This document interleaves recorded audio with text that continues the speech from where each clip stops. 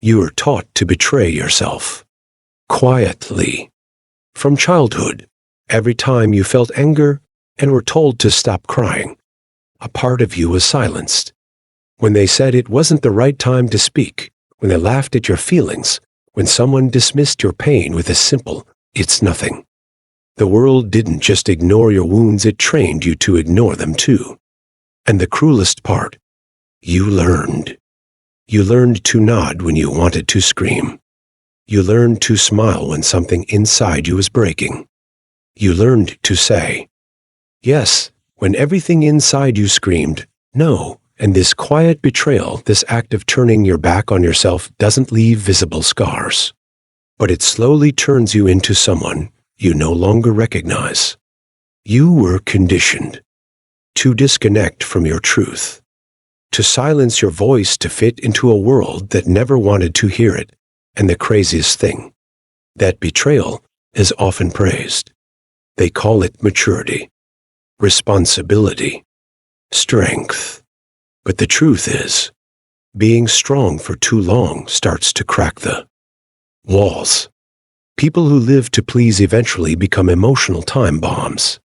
They hold back anger, swallow their dreams, numb their pain, and smile through it all as if this were normal. But this isn't strength. This is self-abandonment, dressed in politeness.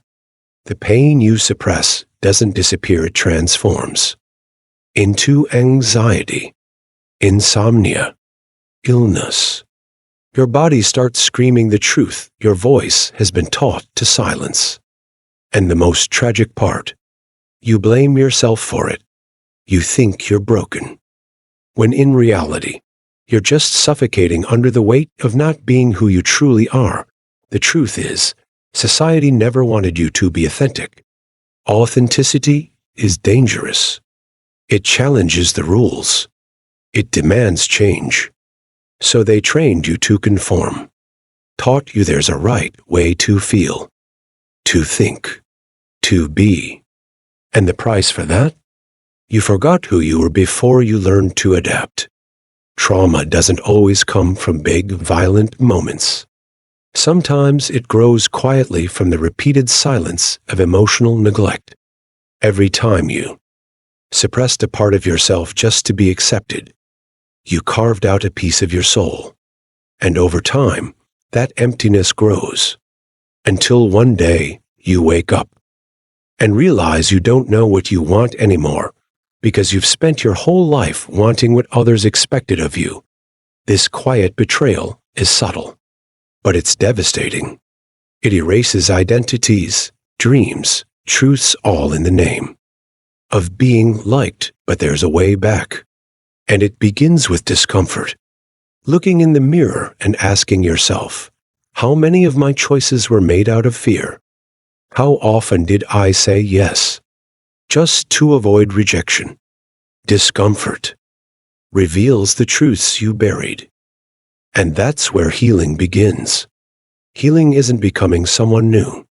It's remembering who you were before you betrayed yourself.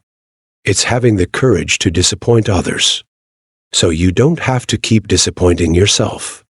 It's learning to listen to your own voice even if it trembles. Because, in the end, you either live a comfortable lie or you face the painful truth. And only one of those paths leads to freedom. You're not born to please everyone. You're not made to shrink to fit into molds. Your existence is not an apology.